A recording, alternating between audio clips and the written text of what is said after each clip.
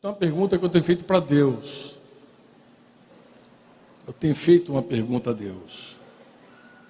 E qual é a minha pergunta? Minha pergunta que eu tenho feito a Deus, e foi uma pergunta que eu fiz ontem à noite a Deus, hoje cedo, foi tema, acabou sendo tema no finalzinho, quase chegando aqui no sítio, eu conversando, mostrando um pouco dos bairros aí para o Paulo.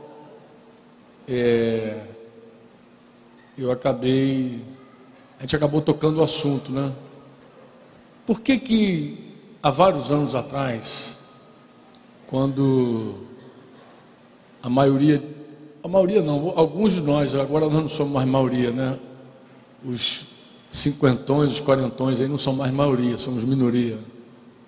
Mas por que quando eu me converti e quando eu caminhava junto com meus irmãos, no início, há vários anos atrás, há 20 anos atrás, 30 anos atrás, a impressão que a gente tem é que a gente tinha assim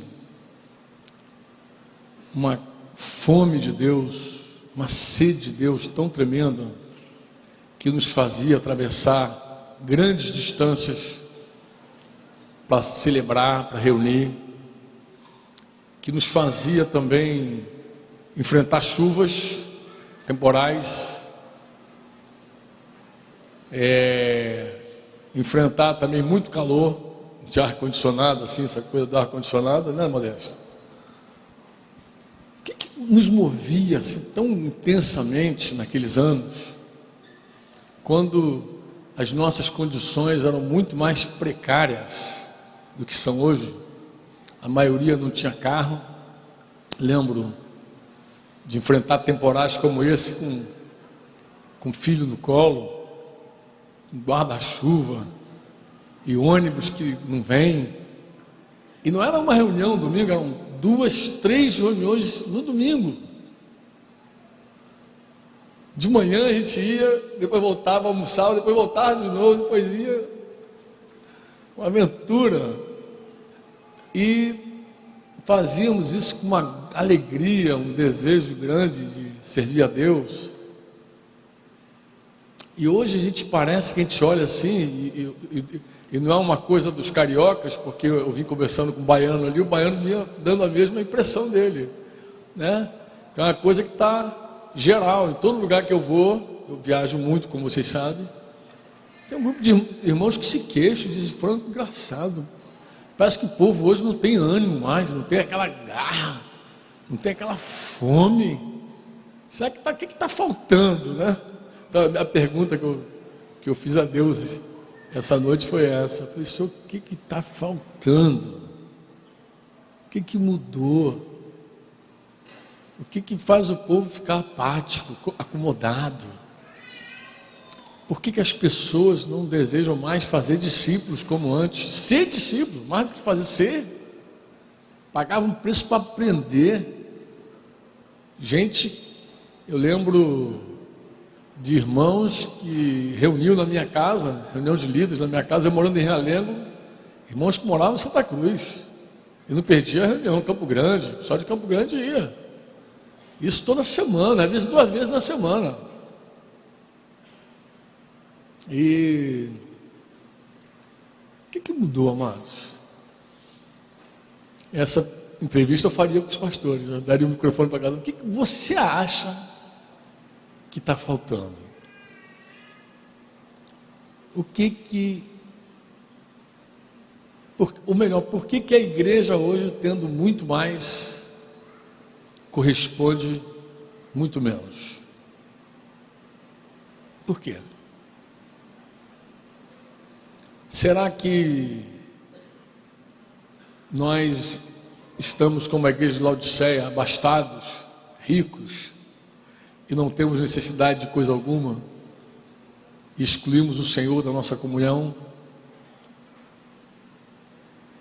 Será que o nosso problema é o evangelho que nós pregamos, que é o evangelho que não apresenta Jesus como Senhor, como autoridade máxima, como Deus digno de ser adorado? Será que o nosso problema está relacionado ao modernismo, pós-modernismo, que gera muito conforto, muito lazer, muita diversão, muitas oportunidades, né? Parece que é festa todo dia, toda hora. O mundo, né, sai de uma festa, já anuncia outra, né? Sai carnaval, já fala do Dia das Mães, que já fala, parece que movimento do mundo, o mundo está fervilhando. Ou será que os problemas são menores?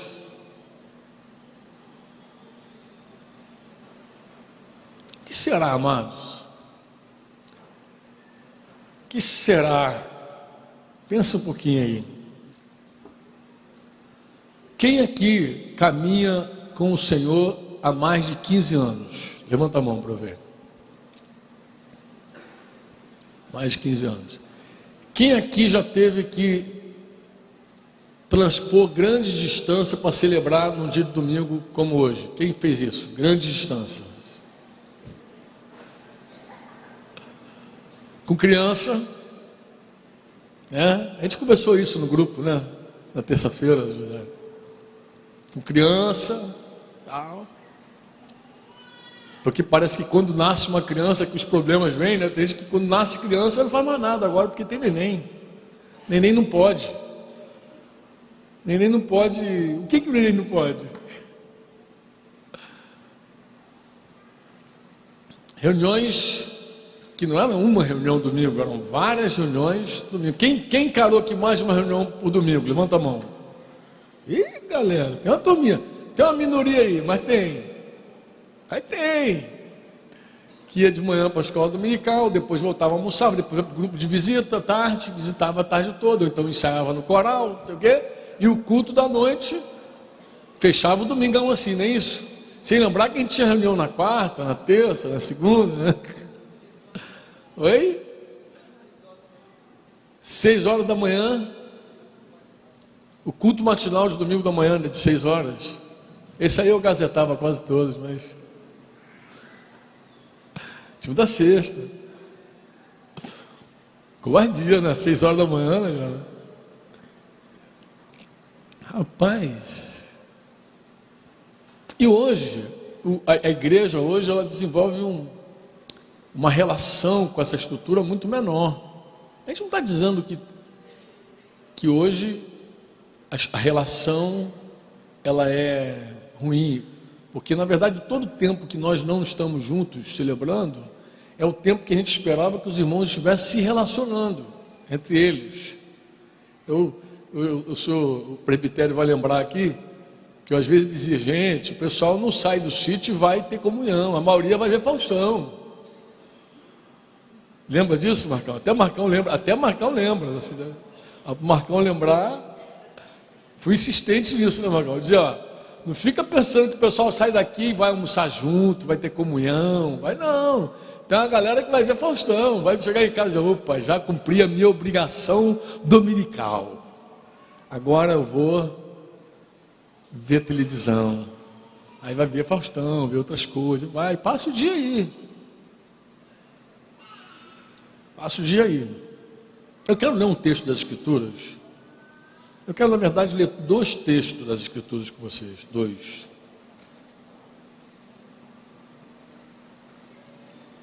Um texto primeiro que está em 2 Coríntios, capítulo 5. Versículo de número 15. Capítulo 5 de aos Coríntios, 2 Coríntios, versículo 15. Esse texto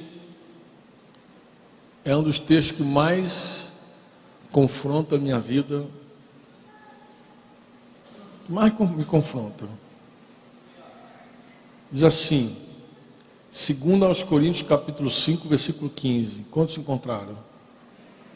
O que está escrito aí? E ele morreu por todos, para que os que vivem não vivam mais para si mesmos, mas para aquele que por eles morreu e ressuscitou. Você pode dizer amém ou não? Por que esse texto me confronta? Porque o meu foco sempre foi, acho que até porque eu ouvi muitas pregações e preguei muitas vezes também, João 3:16, que diz que Deus amou o mundo de tal maneira que deu o seu Filho unigênito. E João, quando fala isso, João está explicando, João está contando uma realidade, um fato. Mas quando eu vou à pregação dos apóstolos, eu não encontro os apóstolos dando ênfase a esse amor de Deus por nós, no sentido de que Deus nos ama tanto, e ponto final. Mas a ênfase apostólica é o quanto amamos a Deus, que Jesus é Senhor, que Ele morreu para um propósito. E o propósito aqui de Coríntios qual é? Ele morreu para quê? Para que Jesus morreu? Lê aí. Para que os que vivem não vivam mais para os que vivem. Quem é que vive aqui? Quem é que recebeu vida? Como meu amado Jorginho bem disse aqui na sua oração. Quem é que recebeu vida, Jorginho? Quem é que estava morto? Quem é que era um galho seco de uma árvore qualquer? Como nós cantamos há muitos anos, né? Os galhos secos de uma onde ninguém... E aí? Quem é que era esse galho seco de uma árvore qualquer? Não era um galho na árvore, não, era um galho jogado no chão. Porque o galho na árvore ainda tem vida. O galho seco que Jesus encontrou, ele encontrou no meio da rua. Era uma vara sem vida. Que ele, por amor a ele mesmo, enxertou. Você imagina que ele pegou um galho e fez isso aqui, ó. Enxertou nele. E essa vida que estava nele foi para o galho enxertado. E o galho enxertado deu vida. E diz a palavra que se permanecermos nele, daremos frutos. E a vida que está agora em nós não é para ser vivida para nós mesmos, mas é para viver para quem? Viver para quem? É uma dívida, amados. Quem recebeu a vida para viver para quem deu a vida. Quem é que te deu a vida? Não, de verdade, quem é que recebeu vida aqui nesse lugar? Quem é que tem plena consciência? Eu estava morto e Ele me deu vida. Quem é que tem essa consciência? Alguém já cantou, né? Pois morreu a nossa morte, vermos sua vida, nos trouxe. Ademar gravou e cantou. Morreu a sua morte para vivermos a sua, mas vivia a sua vida como? De que maneira vivemos a vida dele? Porque alguém pode pegar a vida de Deus e fazer com a vida de Deus o que quer. Estava aqui com os jovens no carnaval, e eu tentando explicar à juventude que Deus quer o coração de cada um de nós integral, inteiro. Eu comecei a contar uma história que depois o Júnior veio aqui e deu um acabamento na história, mostrou um texto que ilustra a história. Falei, amados, imagina um homem rico que passando pelo mercado de escravos, vê uma escrava lá, linda, e ele vê a escrava e fica apaixonado pela escrava. e vai lá e compra a escrava e leva para a casa dele. E a escrava está ali porque ele comprou, mas ele não quer a escrava ali porque ele comprou. Ele quer o coração da escrava, ele quer amar a escrava e quer ser amado pela escrava. Então ele decide fazer uma coisa, ele decide libertar a escrava, diz: olha, acabou o teu jugo, você é livre, vai embora, faz o que você quiser.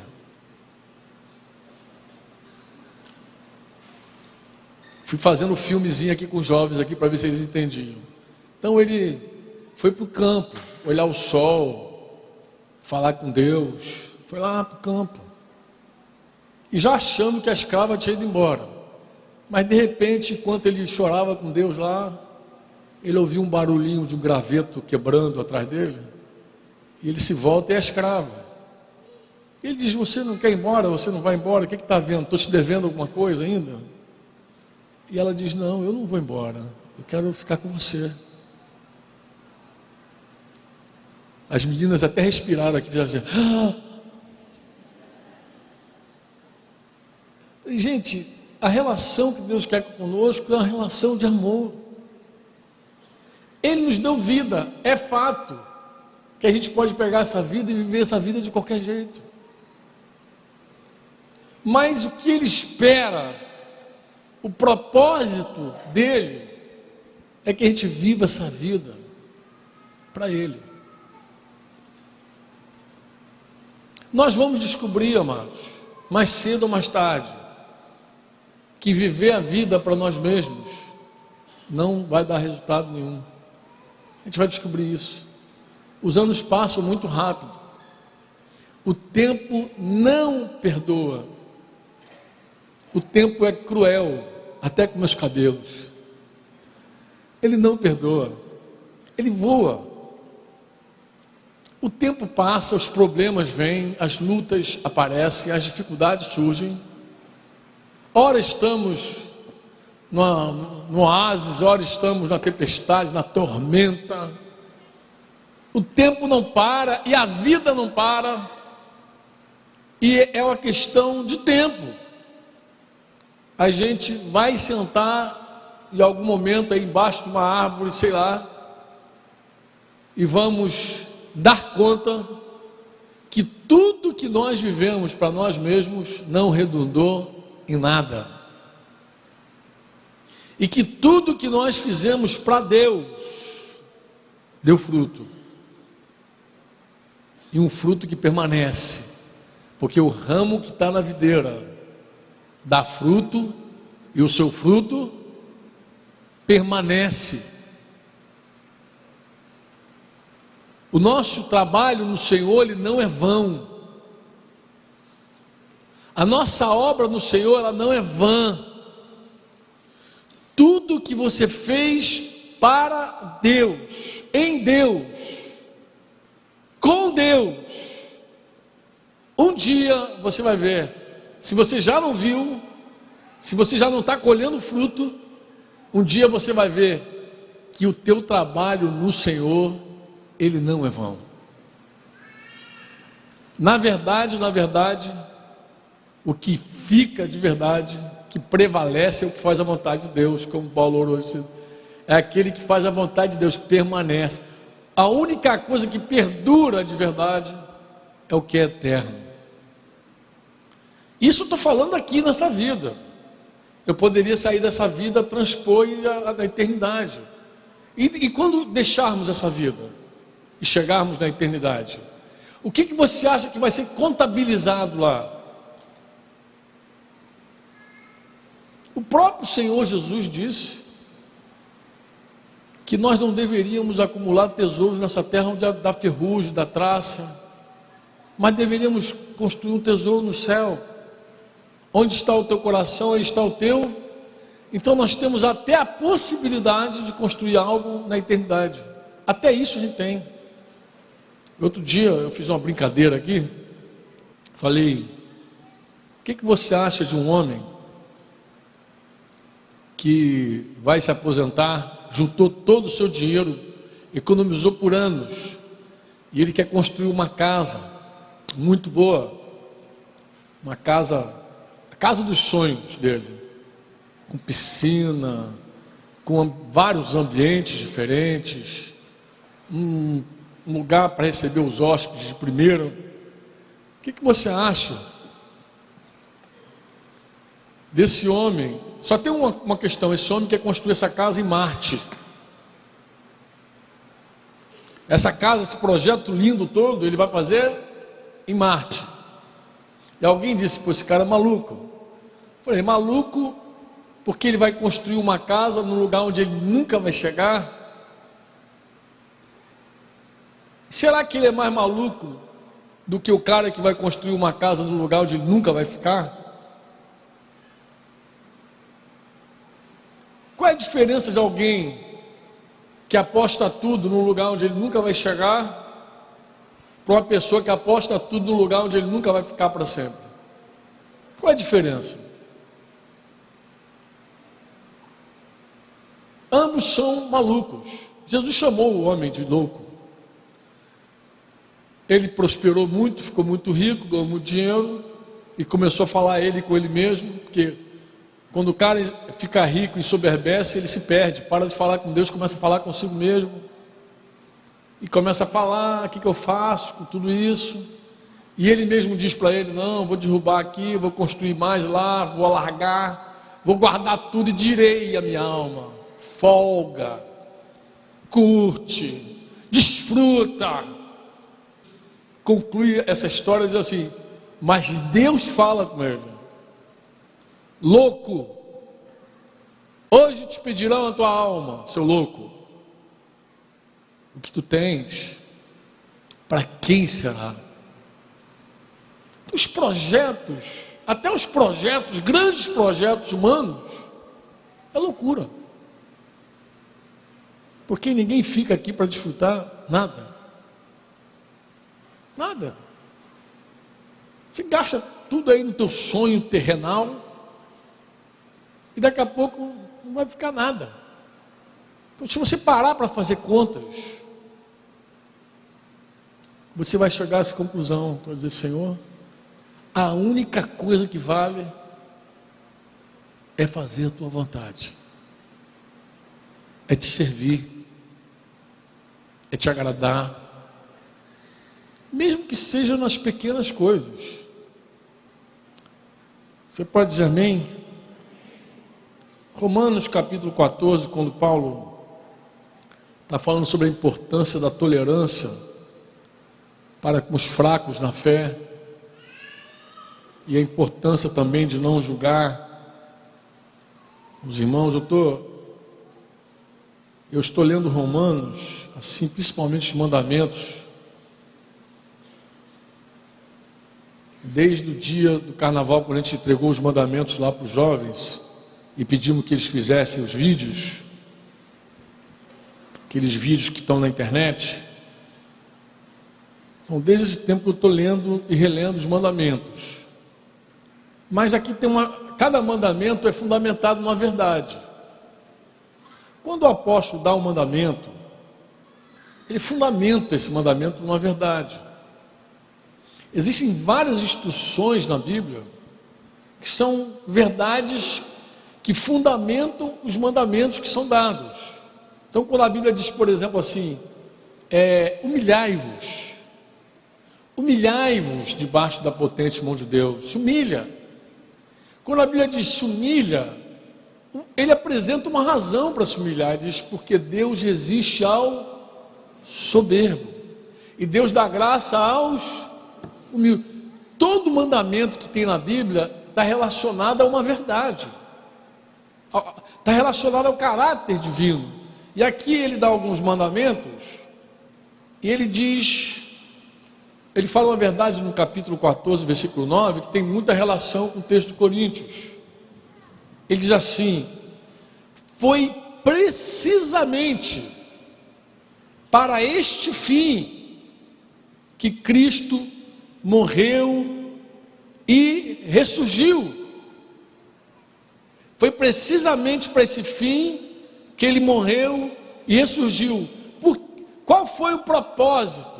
para que Jesus morre e ressuscita? Qual é? 2 pontos. Para ser Senhor, tanto de mortos, como de vivos. Se eu pergunto assim, por que Jesus morreu? Por quê? Você pode me responder, Franco, ele morreu porque ele te amou muito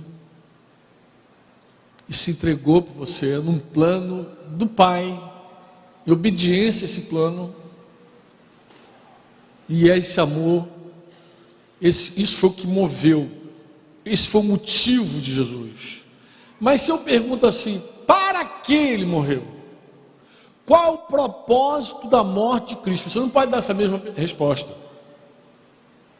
Você tem que me responder assim, Franco, ele morreu e ressuscitou para ser Senhor, para ser dono, tanto dos vivos quanto dos mortos.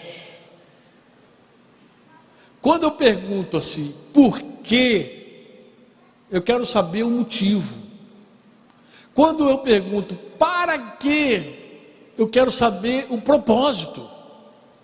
Motivo é uma coisa, propósito é outra coisa. Então, se nós enfatizamos apenas os motivos, mas Deus me ama, Ele morreu porque me ama, amém, glória a Deus, é verdade. Mas e qual o propósito dessa morte, dessa ressurreição? Paulo é tão claro, ele diz que mais precisamente, foi precisamente para esse fim, para esse propósito, que Cristo morreu e ressuscitou. Que propósito é esse, amado? Diz aí, fala você, diz, para ser Senhor. De quem, Franco? De uma turminha? De um grupinho? Da igreja? Não, Senhor de vivos e dos mortos. Jesus Cristo é o dono de tudo e de todos. Ele morreu e ressuscitou para esse propósito. E é por essa razão que o apóstolo também diz que um dia todo joelho se dobrará e toda língua confessará, que Jesus Cristo é o Senhor, para a glória de Deus Pai. Ele está dizendo, um dia isso vai acontecer, todo joelho vai se dobrar, toda língua vai confessar. E aí, amado, não é só a língua de crente não, é língua de incrédulo também, de ateu, gente que viveu nessa terra e que disse que Jesus é um Zé Mané, que Deus não existe. Esses caras que falaram toda essa baboseira no mundo, que escreveram, que foram filósofos reconhecidos e adorados pelo mundo, essas línguas todas, assim como estamos vivos agora respirando, elas confessarão: Jesus Cristo é o Senhor. Todas elas, amado. Pode aplaudir o Senhor, que vai acontecer.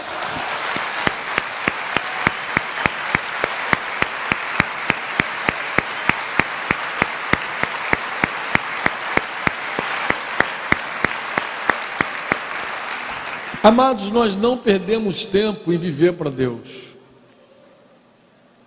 Na verdade, nós não perdemos nada em viver para Deus. Se alguém decidir dedicar a vida a Deus integralmente, essa pessoa só vai colher frutos bons. Se você falasse, Franco, mas tem problema? Tem dificuldade? Puxa, como tem? Tem prova? Deus prova tudo. Prova a fé, prova amor, prova fidelidade, prova as palavras. Deus é um Deus que prova a cada dia, como disse lá o Rick Warren, talvez ele estabelece, né, diz que uma das explicações para a vida é que A vida é uma prova também, Deus prova. E é verdade, amado, Deus prova. Deus prova ou não prova? Prova ou não prova? É sempre maré mansa ou tem dificuldade, tem tribulação? Não vamos enganar ninguém. Não vamos ficar dizendo para as pessoas, amado, tu vem que vai ser um negócio maravilhoso. Não, amado. Você vem que Deus vai te provar no fogo. Inclusive o reino de Deus não é para covarde. Lá em Apocalipse está escrito que os covardes ficarão de fora. Deus nos chama covarde. Na verdade o covarde nem quer ouvir o chamado. Tem um monte de gente hoje que é amigo do Evangelho. Sabe por que é amigo do Evangelho? Sabe por que não assume o compromisso? Porque é covarde. Tem medo de dar um passo e depois eu não sei, né? Não vou poder, aí não vai dar. Tem medo de falar que é cristão lá no trabalho e o cara cobrar dele vida, porque vão cobrar mesmo. Se você falar que é pai de santo, ninguém cobra nada de você. Se você falar que é qualquer religioso de qualquer religião, ninguém cobra nada de você. Mas o dia que tu falar, sou cristão, o cara olha para você, opa, é mesmo? Tu é cristão mesmo?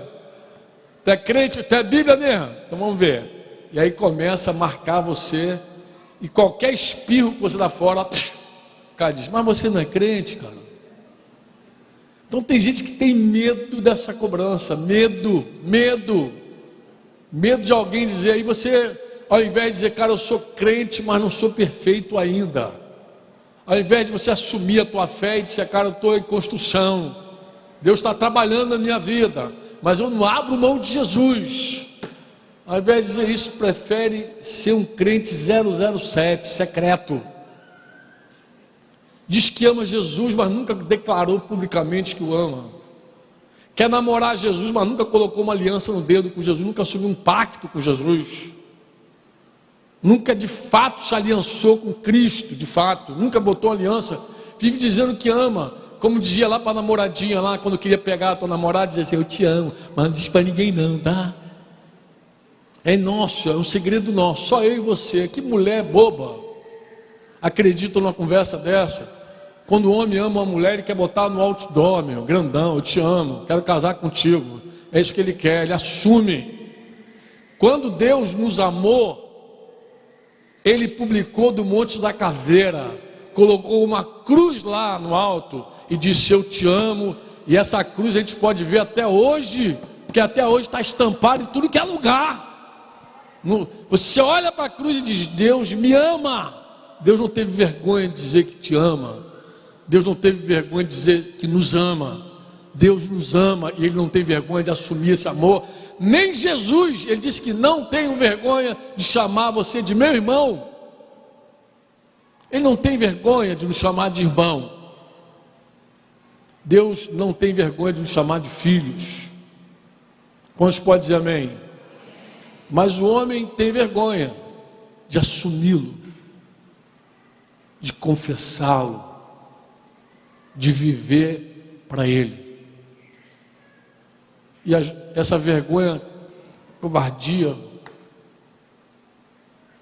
E eu não falo porque eu sou diferente de você não, tá? Acho que estou falando assim porque eu assumi de cara. Faz assim não, nego.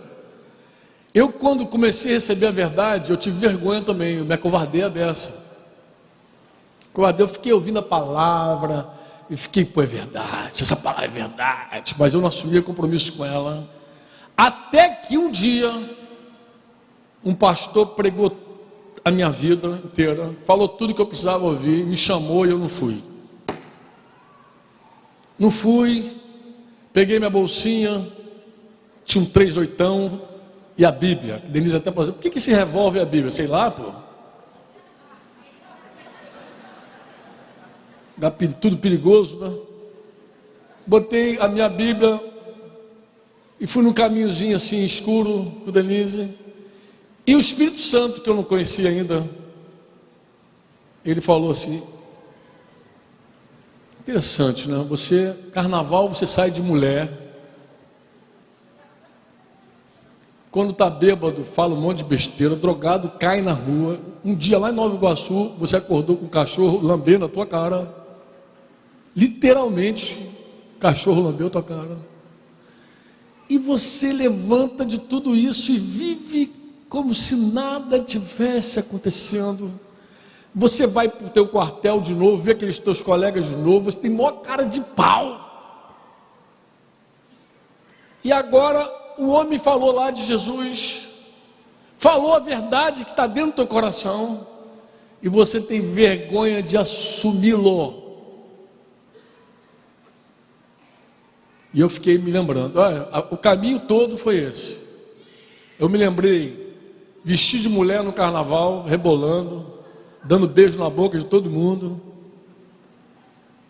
Me lembrei drogado, bêbado, na vala, no curral das éguas lá, quando caí lá, fiquei na lama. Me lembrei daquele lixo todo e falei, engraçado. Depois, no dia seguinte, eu tinha cara para olhar todo mundo.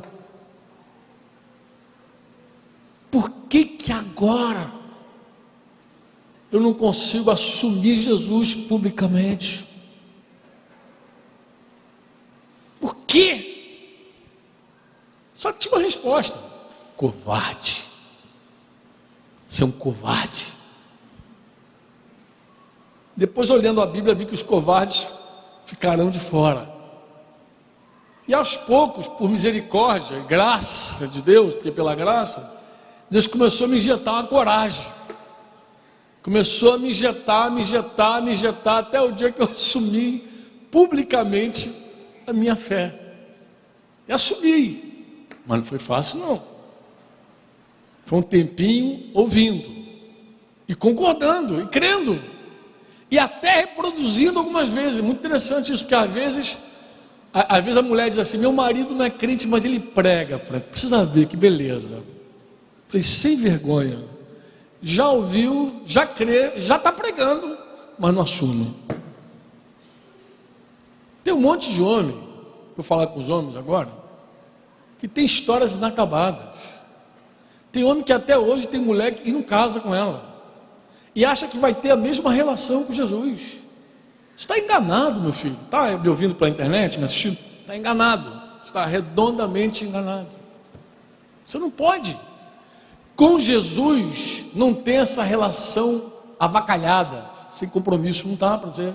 Por quê? Porque ele morreu para um propósito, ele ressurgiu para um propósito, para ser o dono das nossas vidas.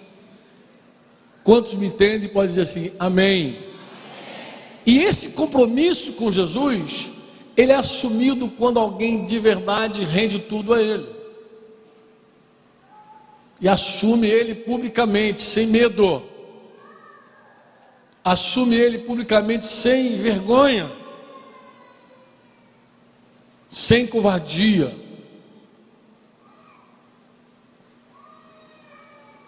Senão nós vamos ficar por aí dizendo, ele me ama, ele me ama, ele me ama.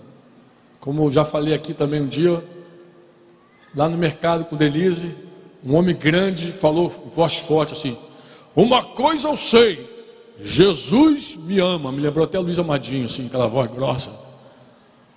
Jesus me ama. Um monte de gente em volta dele, olhei para ele, falei, ele deve estar dando alguma desculpa. Quer dizer, uma coisa eu sei, Jesus me ama, alguém devia estar cobrando ele alguma coisa, né? Toma uma decisão, acerta a tua vida. Uma coisa eu sei, Jesus me ama. Eu parei de pegar o que eu estava pegando, falei, olhei para ele, com todo respeito, até porque ele era bem maior do que eu, podia se fezar ali, né? Falei, rapaz, você falou uma coisa tão legal, tão verdadeira, e ele gostou, né? Falei, você falou uma verdade tão tremenda, Jesus te ama mesmo, cara. Agora eu tenho uma pergunta para você, ele, qual é? Falei, você ama Jesus? Como assim? Não, essa é a pergunta que não quer calar. Deus procura, o Pai procura verdadeiros adoradores que o adoram em espírito e em... Amado, Deus nem te procura, porque Ele sabe onde estão todos que Ele ama. Ele ama o mundo inteiro, Deus amou o mundo. Para onde Deus olha e vê gente, Ele ama. Você tem dúvida disso? Tem dúvida? Agora eu te pergunto, por que o Pai procura verdadeiros adoradores? Não falei para quê, eu estou perguntando por quê. Por que o Pai procura? Se você estivesse hoje falando assim comigo, Franco, estou procurando emprego, o que eu ia pensar? Está fácil o emprego? É difícil. E por que o Pai procura verdadeiros adoradores que o adoram em espírito e verdade? Por quê? Por quê, amado? Porque está difícil de achar. Essa é a verdade. Não é igual banana na feira. Está fácil. Não, é difícil. Deus procura, diga comigo, o Pai procura verdadeiros adoradores que o adoram. Nós podemos dar qualquer desculpa, Paulo, para a nossa geração ser uma geração débil. Essa geração, a gente vive nela, porque ela vai passar. Se Jesus não voltar, ela vai passar como se passaram várias gerações antes da nossa. Mas uma coisa eu sigo crendo, e você também: o Pai procura verdadeiros adoradores. E Ele vai achar lá na Bahia, no Rio de Janeiro, algum canto, Ele acha. Ele vai achar gente que não vai colocar obstáculo para adorá-lo. Ele vai achar gente que vai pagar qualquer preço para andar com Ele. Ele vai achar gente que vai renunciar a tudo para ser um discípulo de Jesus. Ele vai achar gente assim, ainda que sejam poucos, talvez não sejam muitos. Se Ele está procurando, talvez não sejam muitos realmente, mas Deus segue procurando. Você pode dizer amém ou não? Alguém pode ser um crente meia boca, ouvir essa verdade e se arrepender de coração e dizer: Senhor, eu quero ser encontrado. Eu quero ser encontrado, e abrir teu coração para Deus fazer tudo. Isso pode acontecer hoje, na tua vida, na minha vida, qualquer tempo. Amém? Quantos podem dizer amém? Eu estou achando vocês assim meio assustados, é impressão minha. Estão em paz, estão tranquilos, amados? A minha reflexão é em cima da pergunta que eu tenho feito a Deus, mas eu acho que a resposta que Deus me dá, que eu não quero entender e ouvir muito, é essa: é que o problema é que quando Deus encontra alguém, Ele encontra alguém. Eu vou citar o caso do Paulo, porque é uma realidade. Ele falou: Franco, eu me converti, eu estava distante do meu pastor, sei lá quantos quilômetros. Sobral estava em Salvador, você já estava em Tuberá, não? Oi? 300 quilômetros distante do pastor dele, 300 quilômetros. Falou: não tinha discipulador, não tinha nada.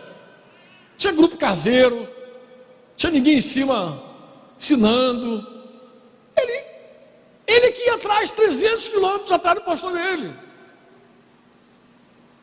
E como Paulo, tem outros que, quando entendem o reino de Deus, paga qualquer preço e acha que tudo é barato, e acha que nunca é suficiente o que faz para Deus.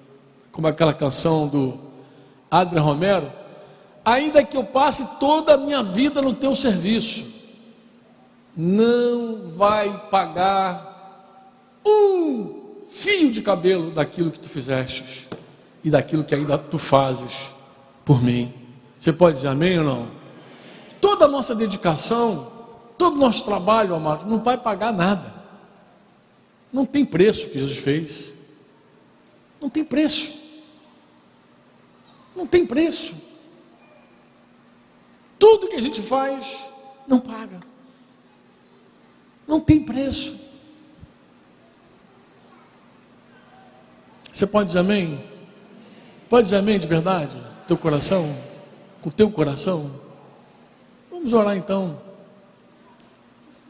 Minha única palavra é que o Senhor nos encontre. Eu digo nos encontre porque eu me incluo integralmente nessa palavra. Eu não me acho nem um pouco discípulo consagrado, maduro.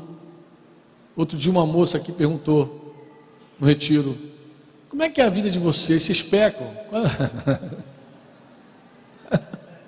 Pergunta que se faz: peca? peco ainda, pra caramba. Hoje eu tive que sentar com a irmã para pedir perdão. Aqui. Quer saber se eu peco? Pergunta às pessoas que eu peço perdão a elas. Peco. Eu não gosto de pecar. Mas peco. Mas também não desisto de Jesus. Eu sei que não tem outro caminho, outra solução para a minha vida. Não tem. E eu sei que tudo que eu viver para Ele vai ser bom. E tudo que eu viver para mim vai ser ruim. Eu sei que eu sou um galho seco, que Ele me encontrou e me enxertou nele, na vida dele, para viver para Ele. Meu pecado foi um pecado muito triste. Eu estava à mesa com a minha esposa, um irmão estava contando uma história que aconteceu recentemente, de telefone sem fio. O irmão estava contando que lá no presbitério os irmãos estavam preocupados com o Cidinho, com o pastor da igreja lá na Zona Norte, porque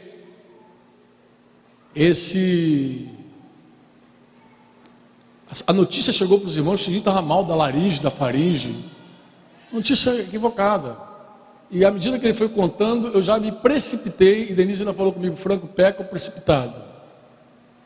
Eu me precipitei e lancei juízo sobre uma pessoa. Eu falei, só pode ter sido fulano, que estava lá e tal, falou. E quando o irmão terminou de contar a história, eu estava envergonhado, porque não tinha nada a ver. E ainda que fosse a irmã, não tinha que ter falado nada. Eu falei, cala a boca. Eu falei, por quê? E aquilo ficou me angustiando. Primeiro que foi vergonhoso, que estava diante da minha esposa.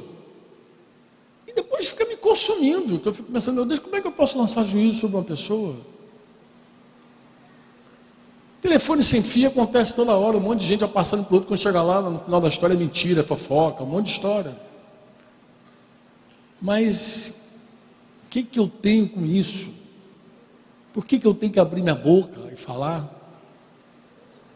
Dá tristeza. E depois eu não consigo olhar a pessoa. A irmã nem sabia da história, eu meti ela no meio da farofa que ela nem sabia. Mas eu tenho que. Como é que é ver a pessoa que você julgou erradamente? Nem consigo. Aí vai, é um processo doloroso, vergonhoso, humilhante, mas necessário. Amém? Porque eu sei que tudo que eu faço por minha própria causa dá nisso, dá pecado. Mas tudo que eu faço por causa de Jesus vai dar algum fruto em algum momento. Amém? Ele não falha. Jesus não falha nunca. Isso você pode garantir a pessoa que está vindo. Tu pode dizer, tu vai ter problema. Problema você vai ter. Mas não vai ser como no mundo, que você estava sozinho, desamparado. Porque o teu Deus jamais te desampara. As tribulações virão, mas não serão como no mundo. Por quê? Porque o teu Deus, Ele está contigo todo o tempo, Ele não te deixa só. Ele passa contigo no vale da sombra da morte, mas passa contigo. Ele não te abandona quando o barco está afundando. Ele te faz andar sobre as águas. Ele estende as mãos para você. E Ele também vai fazer coisas por você inimagináveis. Ele vai fazer coisas por você que você nem imagina. Ele vai atender as tuas orações muito acima das tuas orações. É infinitamente mais do que tudo quanto pedimos ou pensamos, conforme o seu poder que opera em nós. Então estar com Ele é garantia de vitória. Nós entramos no campo de batalha para lutar, mas não é para vencer, porque vencedores nós já somos. Somos mais do que vencedores. Você pode dizer amém ou não? Nós entramos para lutar porque a vitória já foi dada, já foi entregue.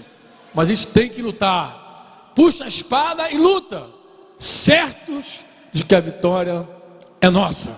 Amém? Então, estar com Deus é tudo de bom. Isso também tem que ser dito. Isso não pode ficar oculto. Amém? Tem momentos difíceis? Tem.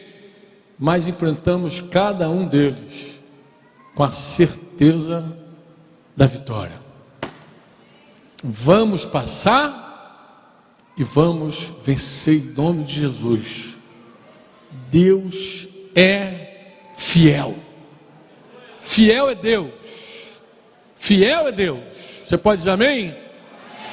Fiel é Deus. Fiel é Deus. Não há outro como Ele. Cantamos aqui. Não há nenhum Deus como Tu, Senhor. Não há. Vale a pena te seguir e te servir.